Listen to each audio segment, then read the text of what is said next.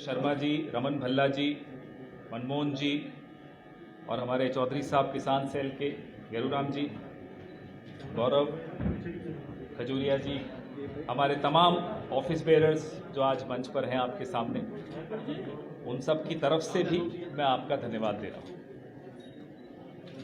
एक अजीब सा माहौल इस देश में देखने को मिल रहा है, जहां लोकतांत्रिक परंपराओं को दिन दहाड़े उनकी हत्या की जा रही है। आज 3 काले कानूनों को लेकर मैं आपके सामने आया हूं। कांग्रेस पार्टी पूरे देश में इन काले कानूनों के विरुद्ध किसानों के साथ, खेतीहर मजदूरों के साथ कंधे से कंधा मिलाकर लड़ रही है। इस सिलसिले में सड़क पर जो आंदोलन है वो अलग, संसद में जो हमारे सांसदों के साथ राज्यसभा में जो धक्का मुक्की हुई वो आप सबने देखी, और आपकी अदालत में हम पेश हुए हैं अपने मुद्दे रखने के लिए, अपनी आपत्ति रखने के लिए, क्यों हम विरोध में हैं इन 3 काले कानून। ये 3 काले कानून पहले अध्यादेश के माध्यम से लाए गए, थोपे गए।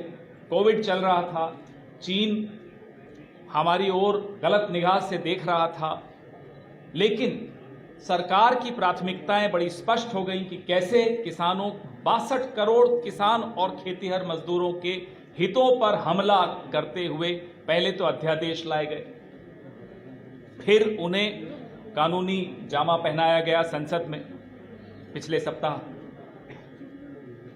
किसानों की बात सुनने की बजाय प्रधानमंत्री जी और उनके तमाम प्रवक्ता बोलते हैं कि किसान बरगलाए जा रहे हैं। जो व्यक्ति मौसम देखकर समझ लेता है कि कौन सी फसल लगानी है, किस तारीख को लगानी है, कब उस फसल को देखरेख कैसे करनी है, उसको प्रधानमंत्री जी सोचते हैं कोई बरगला सकता है। वो खुद बरगलाते हैं, वो एक्सपर्ट हैं बरगलाने के, तो उनको लगता है कि सब बरगलाए जा रहे हैं। इस देश में अगर कोई बुद्धिमान मैं किसी को मानता हूं तो इस देश का किसान होता है, क्योंकि उसकी पूरी जिंदगी, उसकी जमा पूंजी सिर्फ आकलन में जाती है। वो आकलन कर लेता है कि मौसम कैसा है। किसान अगर आज लामबंद हो रहे हैं, 300 साढ़े 300 किसानों के संगठन लामबंद हो रहे हैं, सड़कों पर आ रहे हैं, तो वो बरगलाए नहीं जा रहे, वो समझ रहे हैं उनके साथ क्या षड्यंत्र रचा जा रहा है भारतीय जनता पार्टी की केंद्र की सरकार द्वारा। हमारी आपत्ति क्या है? हमारी आपत्ति, हमने संसद में भी प्रयास किया, बोलने नहीं दिया गया। राष्ट्रपति जी के पास कल हमारे तमाम नेता गए, उनको भी ज्ञापन दिया, उनसे भी गुजारिश की, अपील की, अनुरोध किया कि आप अपना हस्ताक्षर इस पर मत करिए, क्योंकि देश के 62 करोड़ किसान और खेतीहर मजदूरों के साथ यह अन्याय होगा और घोर अन्याय। हमारी आपत्ति यह है कि एपीएमसी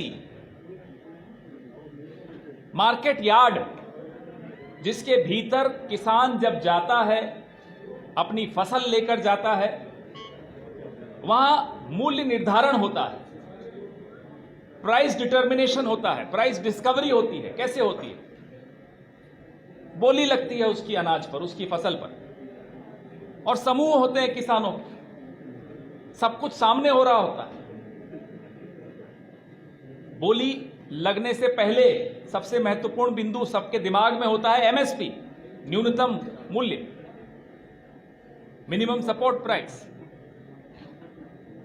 यह एक सिस्टम इसलिए लाया गया था, कांग्रेस सरकारों द्वारा लाया गया था, ताकि किसान के साथ अन्याय न हो, किसान का शोषण न हो, खाद्य सुरक्षा भी सुनिश्चित की जा सके, किसान को अपनी फसल का मूल्य बराबर मिल सके। तो एक बेंचमार्क प्राइस जिसको कहते हैं वो एमएसपी होता है। सबके दिमाग में वो बेंचमार्क प्राइस होता है और फिर बोली लगती है। बेंचमार्क प्राइस से नीचे तो नहीं लगती, उसके ऊपर ही लगती है। कम से कम एपीएमसी के यार्ड में तो बेंचमार्क प्राइस से ऊपर ही उसको कीमत मिलती है।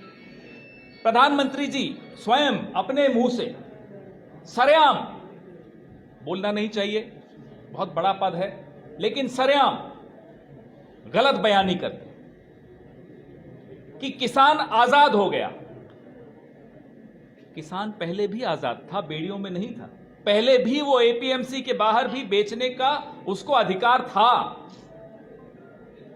ऐसा नहीं है कि पहली बार ये आपने कानून लाए और अब वो एपीएमसी के बाहर बेचेगा। अब फर्क ये आया है कि आपने इस पूरे कानून में, इन तीनों कानूनों में एमएसपी नाम नहीं रखा।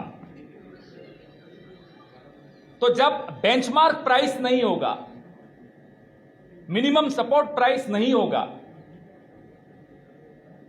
किसान को औने पौने दाम पर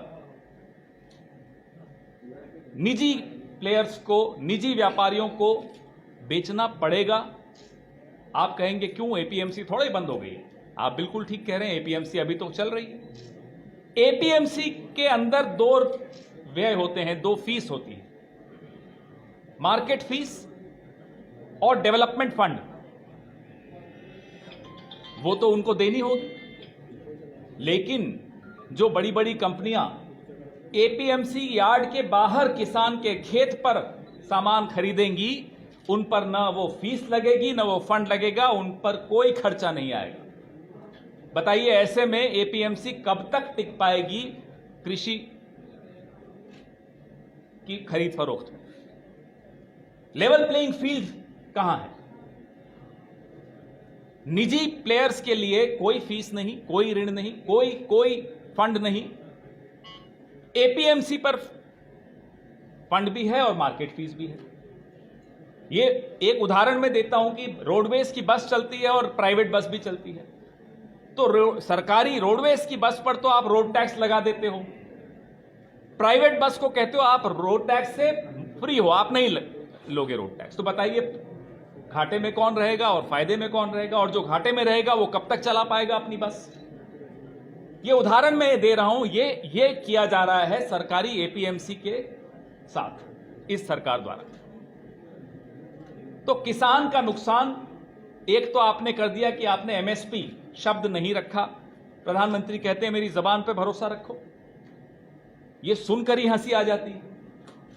जिस व्यक्ति ने 50 दिन मांगे थे नोटबंदी के बाद, 21 दिन मांगे थे कोरोना में, 2 करोड़ नौकरियों का वादा किया था, 15 लाख हर खाते में वादा किया था, काला धन पूरा वापस लाने का वादा किया था, अब भी वो हिम्मत जुटाकर कहते हैं मेरी बात पर भरोसा रखो।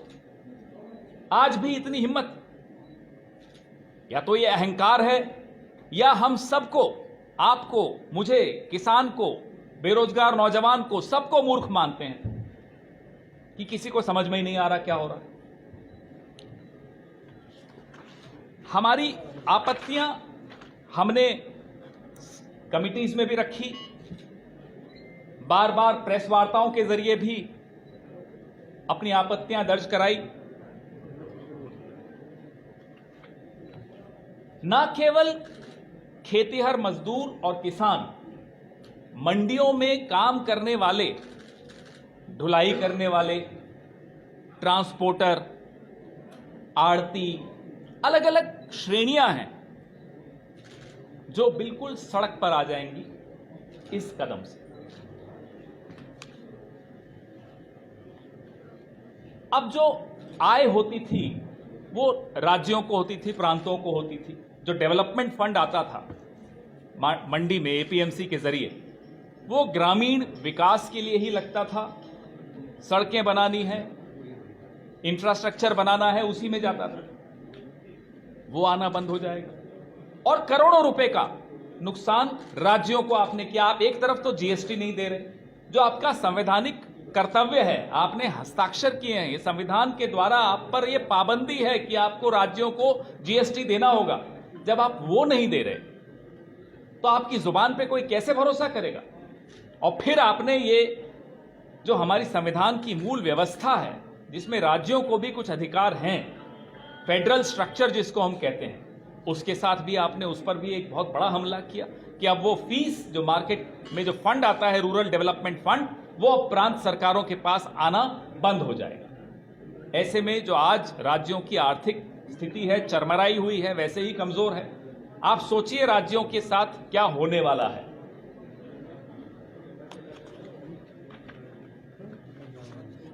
आपने सुना होगा कॉन्ट्रैक्ट फार्मिंग।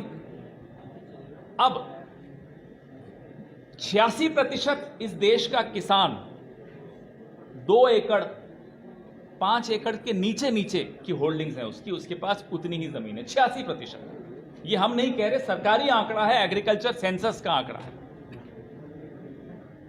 ऐसे में आपने एक बड़े बड़े उद्योगपतियों के साथ 2-2 एकड़ 5-5 एकड़ वाले किसान कैसे तो एग्रीमेंट